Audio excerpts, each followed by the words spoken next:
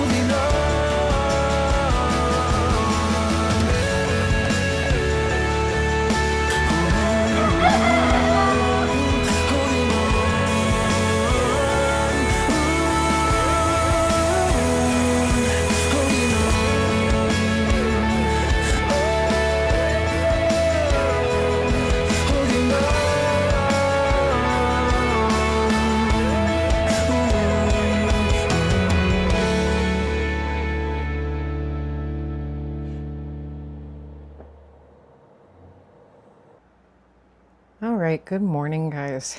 It is the next day. But yeah, the plan this morning was to finish the sauce and start canning it. So it was cool enough last night that I was able to put this outside because there's no way I was fitting this in my fridge. And so that's good. So now I've just got it on very low heat, trying to bring the temperature back up again. And it is kind of like, it's pretty thick, but as it heats up, it will not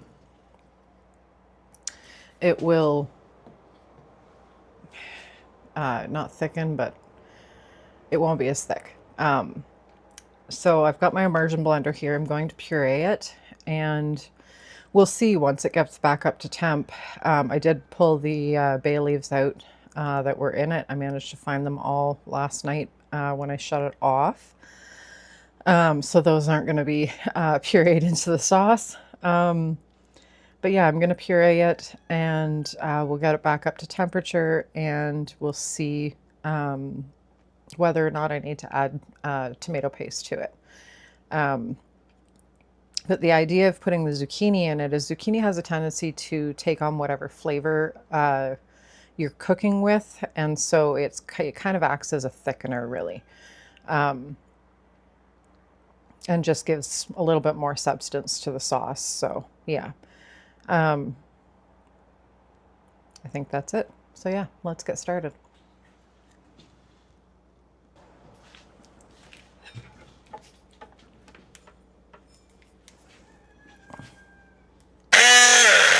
Ooh.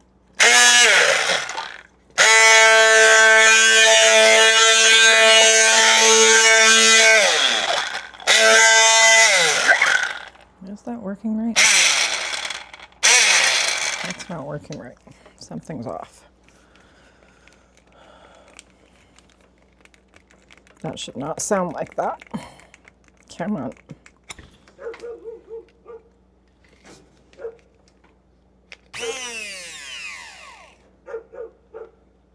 Okay.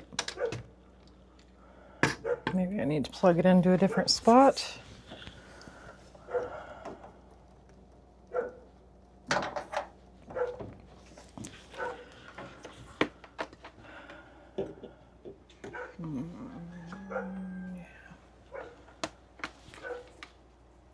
All right, well, we'll unplug the lights for now. That makes a... Try this again. Turn it down a little bit.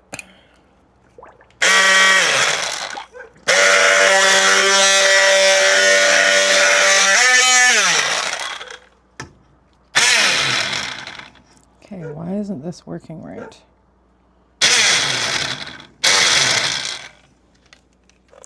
All right, so we're gonna scratch that because I guess my immersion blender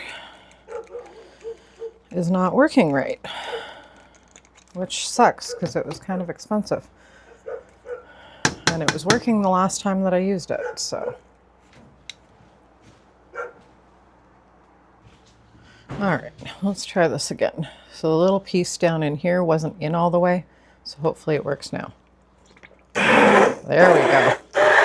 There we go. Thank God, because that was not cheap. There we go. That's better.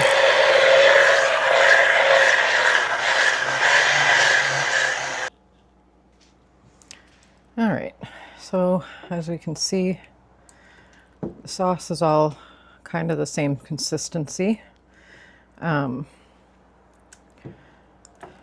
I probably would have gone a little bit more on the pureed side, but this is a very thick sauce, and apparently my immersion blender didn't really like that.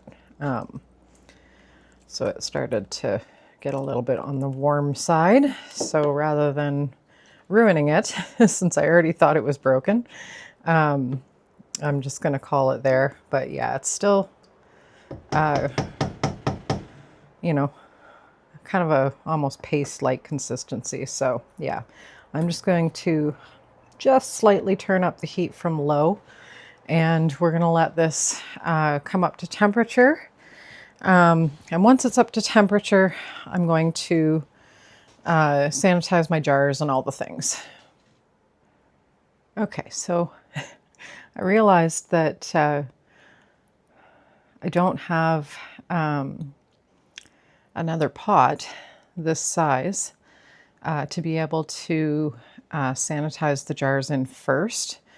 So what I'm going to have to do is I'm going to have to wash all my jars by hand, and then the general rule of thumb with canning is hot things go into hot jars, which is why, generally speaking, when you're canning like a jam or something like that, you boil the jars and then they're hot, and then you put the sauce in, and then you can it.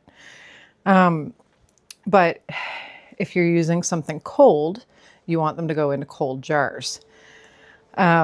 So what I'm going to do is I'm going to clean and sanitize all my jars by hand, and then I'm going to put the sauce into the jars from the pot, wash the pot, and then, sorry about the wobbling, I'm having a hard time holding this steady here on the thing.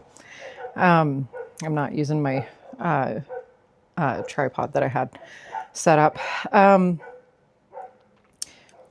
Apparently the dogs hear something outside. I don't know if you can hear them barking or not, but whether my mic's picking that up or not, but they are pretty noisy. Yeah, so then I'll wash the pot, and then I will can the jars that way.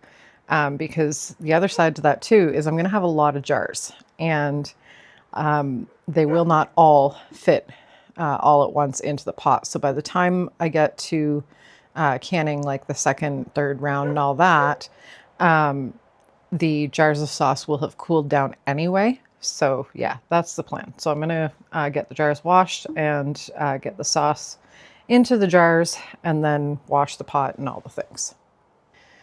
Okay, so I have 1 case of jars sanitized and dry on the stove.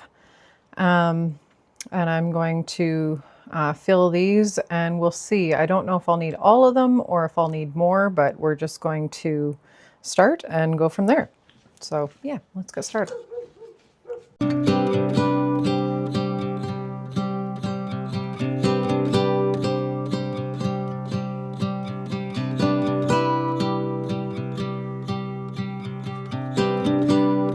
Hope we don't fail to see the beauty of being free. Don't forget what you love the most.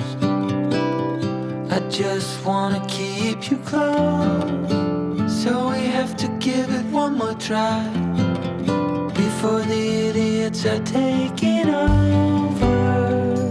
They're caught up in the race of wanting more, and we can tell one from the other. No one can tell you what they're running from. No one knows anymore. What's it for? What's it for?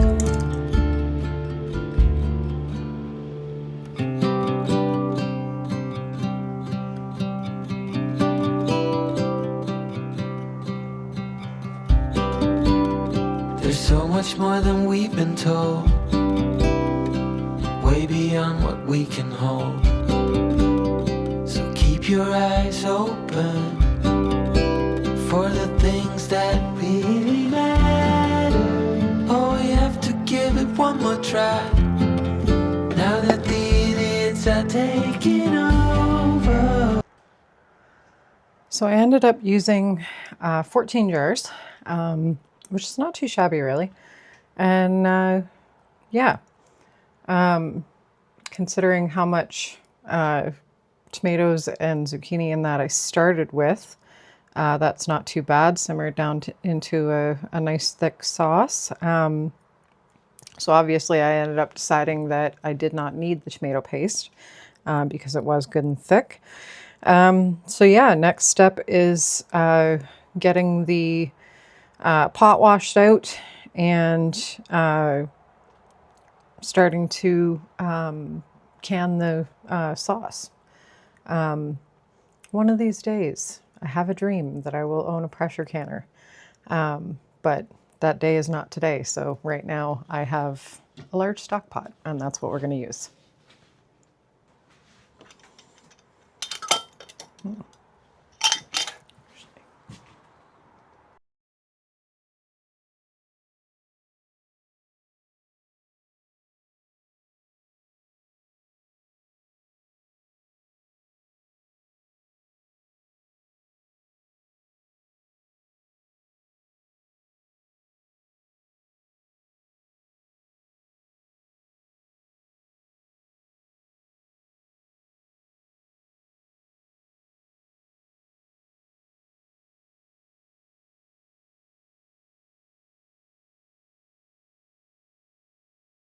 Okay, so I'm probably only going to be able to do 4 jars at a time. Okay, the lids are just finger tight, and I don't know, I may need to add more water.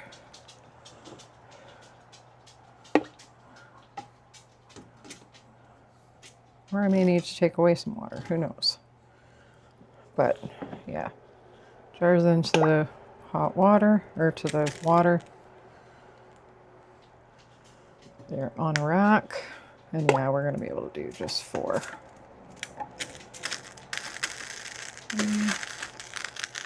There is a little bit of water on the bottom of the pot, that's what you're hearing there. And I am going to have to add a little bit more water because they are just touching the top. Yeah, so this process is going to take me a little while just because the jar needs to shift a little bit. Just because a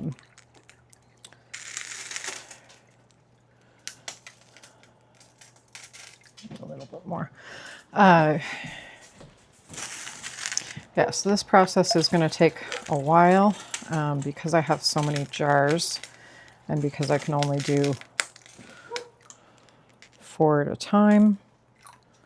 So that gives me about an inch of water above the jars.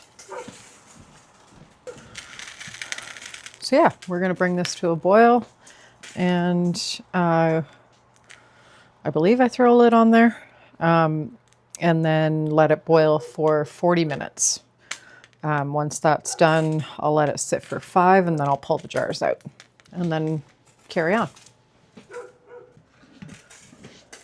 Okay, so I'm glad I caught it in time. I almost forgot about the lemon juice because, yeah, when you're canning tomato sauce, you still need citric acid and that. And so bottled lemon juice it is. So I did pull the jars out of the water bath already and add it to those ones. Should have been on the bottom of the jars before I put the sauce in, but here we are, so we're going with it. So this is what we're doing.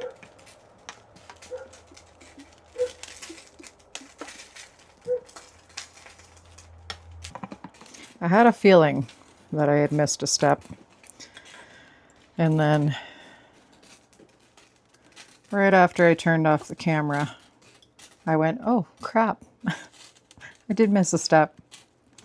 Oh, and of course my dogs choose the second I hit record to start barking. Anyway, these jars boiled for 40 minutes and then I shut it off and left them sit for 5. And so now it's time to take them out.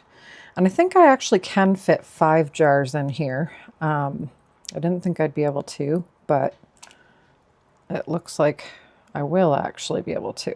So that will work out nicely because if I can do the next 2 batches with 5 jars, then I don't have to do a 4th round.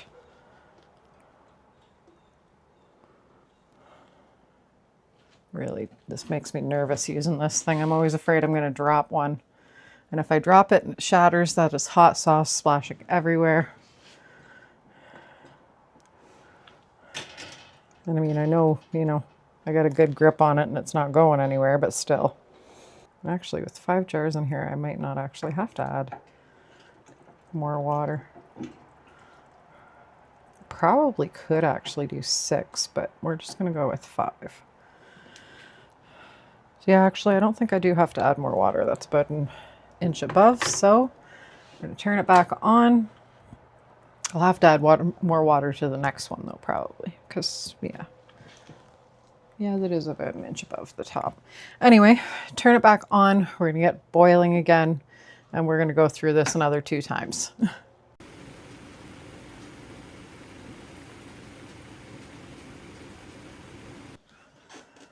Okay. So we have 14 jars of sauce here. And I actually just, right before I hit record again, 3 of them in a row popped and sealed. So I think that is 4 out of 5 of the ones that I just pulled out that are sealed now. And I do believe all of the rest of these are already sealed. So yeah, that's it for canning the sauce. So I'm going to let these cool. I will leave them overnight, which means until I get home from work tomorrow pretty much. And then I'm going to pull the rings off of them. Now, if there are any that didn't seal, we'll put them in the fridge and use them right away. But like I say, at this point, I think, oh, maybe I've just got 2 jars here. Whoop, there goes one. Make that one. So this jar is the only one that is left to seal. So if for some reason it does not seal, we'll just use that one right away. I make some pasta. But yeah, I did not get to making another loaf of bread today. I got caught up in editing. I got behind on editing in the summer. And so like it's September 22nd now, and the videos that you would have seen come out this week were from end of August. So I got myself a month behind. Part of that was computer issues.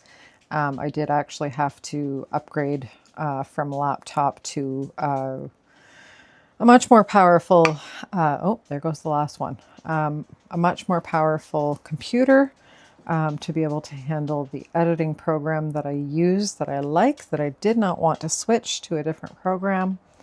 And I mean, it's, you know, not a bad thing for me to have a better computer. So yeah, I got myself a ways behind, so I've been trying to play catch up.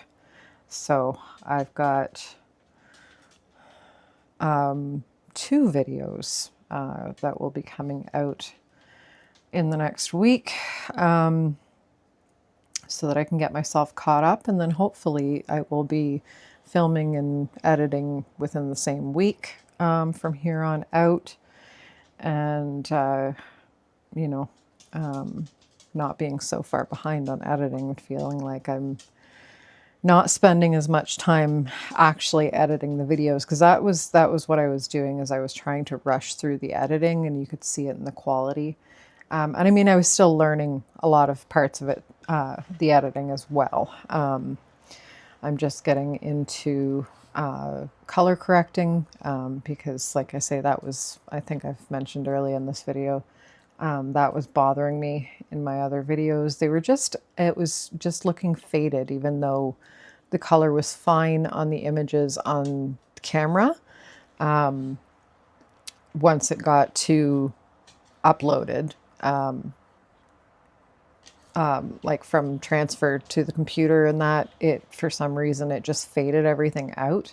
I'm not sure why it does that, but yeah, learning how to color correct, learning how to better balance out the audio, and just learning how to film better and get different angles and all the things, and you know, make better videos. So yeah, I am enjoying the process, but I think being so far behind because of the computer issues that I was having kind of put a damper on it for me for a while there. And so it was just like, there was a few videos where I can tell that I just rushed through, and I didn't take the time and attention to detail and all the things. But I think my last couple of videos are better.